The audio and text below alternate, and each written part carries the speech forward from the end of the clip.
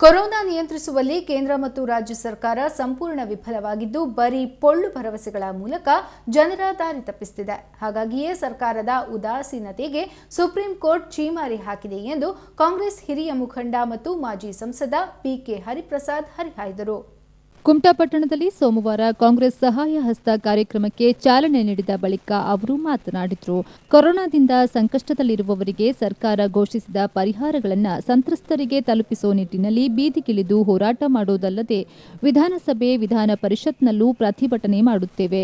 ಕೇಂದ್ರ ಸರ್ಕಾರ ಘೋಷಿಸಿದ್ದ 35,000 ಕೋಟಿ ಲಸಿಕೆ ಹಣ ಲೆಕ್ಕ ತಪ್ಪಿದೆ.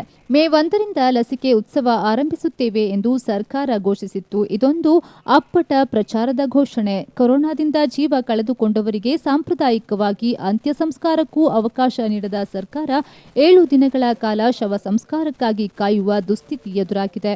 ಇದೊಂದು ಅಮಾನವೀಯ ಸನ್ನಿವೇಶವಾಗಿತ್ತು. ಇಂತಹ ಕಠೋರ ಪರಿಸ್ಥಿತಿಯಲ್ಲಿ ನೊಂದ ಜನರಿಗೆ ಸರ್ಕಾರ ಸೌಜನ್ಯಕ್ಕೂ ಸಾಂತ್ವನ ಹೇಳಿಲ್ಲ. ಸರ್ಕಾರ 260 ಕೋಟಿ ಲಸಿಕೆ ಘೋಷಿಸಿತ್ತು. ಆದರೆ ಇದನ್ನ ಕಾರ್ಯಗತಗೊಳಿಸದೆ ಜನರ ಮೂಗಿಗೆ ತುಪ್ಪ ಸವರಿದೆ.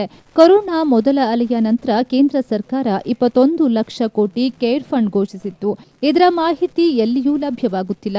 ಹೀಗಾಗಿ ಕೇಂದ್ರ ಸರ್ಕಾರ ಕೊರೋನಾ ನಿರ್ವಹಣೆಯಲ್ಲಿ ವಿಫಲಗೊಂಡಿದೆ ಅಲ್ಲದೆ ಜನರನ್ನ ಆರ್ಥಿಕ ಸಂಕಷ್ಟಕ್ಕೆ ದೂಡಿದೆ. ಪ್ರಕೃತಿ ವಿಕೋಪ ಮತ್ತು ದೇಶದಲ್ಲಿ ದುರಂತಗಳು ಸಂಭವಿಸಿದಾಗ ಜನರ ರಕ್ಷಣೆ ಮಾಡುವುದು ಸರ್ಕಾರಗಳ ಸಂವಿಧಾನಾತ್ಮಕ ಕರ್ತವ್ಯವಾಗಿದೆ. ಈ ಕಾರ್ಯನಿರ್ವಹಣೆಯಲ್ಲಿ ರಾಜ್ಯ ಮತ್ತು ಕೇಂದ್ರ ಸರ್ಕಾರ ಸಂಪೂರ್ಣ ವಿಫಲಗೊಂಡಿದೆ. ಜನರ ಸಮಸ್ಯೆಗಳಿಗೆ ಸ್ಪಂದಿಸದ ಸರ್ಕಾರ ವಿಕೃತ ಮನಸ್ಥಿತಿಯನ್ನ ಹೊಂದಿದೆ. ಇಂತಹ ಕಷ್ಟಕರ ಪರಿಸ್ಥಿತಿಯಲ್ಲಿ ತೈಲ ಬೆಲೆ, ಅಗತ್ಯ ವಸ್ತುಗಳ ಬೆಲೆ ಲಂಗು ಲಗಾಮಿಲ್ಲದೆ ಏರುತ್ತಾ ಇರುವುದು ದೇಶದ ಜನರ ಗಾಯದ ಮೇಲೆ ಬರೆ ಎಳೆದಂತಾಗಿದೆ ಎಂದು ಬೇಸರ ವ್ಯಕ್ತಪಡಿಸಿದರು. ದೇಶವನ್ನ ಕೊರೋನಾ ಮುಕ್ತಗೊಳಿಸುವುದೇ ಕಾಂಗ್ರೆಸ್ ಉದ್ದೇಶವಾಗಿದ್ದರಿಂದ ಕಾಂಗ್ರೆಸ್ ರಾಷ್ಟ್ರೀಯ ಅಧ್ಯಕ್ಷೆ ಸೋನಿಯಾ ಗಾಂಧಿ ಸೂಚನೆ ಮೇರೆಗೆ ಮನೆ ಮನೆಗೆ ಸಹಾಯ ಹಸ್ತ ತಲುಪಿಸುವ ಕಾರ್ಯ ಮಾಡುತ್ತಿದ್ದೇವೆ ಎಂದರು. ಲಸಿಕೆ ಮೇಳದ ಅಬ್ಬರದ ಬಳಿಕ ನಿಧಾನಗತಿಯಲ್ಲಿ ಸಾಗುತ್ತಿರುವ ವ್ಯಾಕ್ಸಿನೇಷನ್ ಇವತ್ತು ಕೇಂದ್ರ ಸರ್ಕಾರದವರು ಸಹ ಒಂದು ಹೇಳಿಕೆ ಕೊಟ್ಟಿದ್ದಾರೆ. 38.86 ಕೋಟಿ ಲಸಿಕೆಗಳನ್ನು ನಾವು ರಾಜ್ಯ ಮತ್ತು ಕೇಂದ್ರಾಡಳಿತ ಪ್ರದೇಶದಲ್ಲಿ ನಾವು ಈಗಾಗಲೇ ಕೊಟ್ಟಿದ್ದೀವಿ. ಮತ್ತೆ 63.84 ಲಕ್ಷ ಲಸಿಕೆ ಈಗ ಕಳಿಸ್ತಾ ಇದ್ದೀವಿ ಅಂತ ಹೇಳಿ 130 ಕೋಟಿ ಜನಸಂಖ್ಯೆ ಇರ್ತಕ್ಕಂಥದ್ರಲ್ಲಿ 63 ಮತ್ತು 39 ಎರಡೂ ಕೇಳಿದ್ರೂ ಸಹ ಇವರಿಗೆ 40 ಕೋಟಿ ಮೇಲೆ ಇನ್ನೂ ಸಹ ಮೊದಲನೇ ಲಸಿಕೆ ಕೊಡೋಕ್ಕಾಗ್ತಾ ಇಲ್ಲ.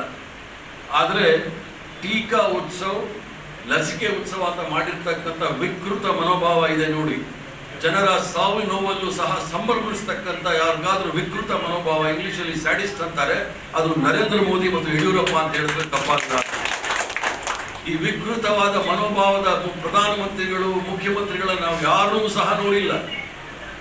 ಪಂಡಿತ್ ಜವಾಹರ್ಲಾಲ್ ನೆಹರು ಪ್ರಧಾನಮಂತ್ರಿ ಆಗಿದ್ದಾಗ ಪಂಚವಾರ್ಷಿಕ ಯೋಜನೆ ಮೂಲಕ ಅವನು ಆಧುನಿಕ ಭಾರತ ಮಾಡ್ತಕ್ಕಂಥ ಒಂದು ಕಹಳೆಯನ್ನು ಹುಟ್ಟಿದ್ರು, ಆಧುನಿಕ ಭಾರತವನ್ನು ಮಾಡಿ ತೋರಿಸಿದ್ರು. ಕಾರ್ಯಕ್ರಮದಲ್ಲಿ ಕಾಂಗ್ರೆಸ್ ಜಿಲ್ಲಾ ಉಸ್ತುವಾರಿಯಾದ ಬಿಎ ಭಾವ, ವಿಎಸ್ ಆರಾಧ್ಯ, ನವೀನ್ ಚಂದ್ರ ಶೆಟ್ಟಿ, ಅಬ್ದುಲ್ ಮಜೀದ್, ಬಸವರಾಜ್ ದೊಡ್ಡಮನಿ, ಜಿಲ್ಲಾ ಪಂಚಾಯತ್ ನಿಕಟಪೂರ್ವ ಸದಸ್ಯ ರತ್ನಾಕರ್ ನಾಯ್ಕ್, ಕಾಂಗ್ರೆಸ್ ಮುಖಂಡರಾದ ರವಿಕುಮಾರ್ ಶೆಟ್ಟಿ, ಮಂಜುನಾಥ್ ನಾಯ್ಕ್ ಅಂಕೋಲಾ, ಹೊನ್ನಪ್ಪ ನಾಯಕ್, ನಾಗೇಶ್ ನಾಯ್ಕ್, ಸುರೇಖಾ ವಾರೇಕರ್, ಪುರಸಭೆ ಸದಸ್ಯರು, ಗ್ರಾಮ ಪಂಚಾಯಿತಿ ಸದಸ್ಯರು ಹಾಗೂ ಕಾಂಗ್ರೆಸ್ ಕಾರ್ಯಕರ್ತರು ಉಪಸ್ಥಿತರಿದ್ದರು.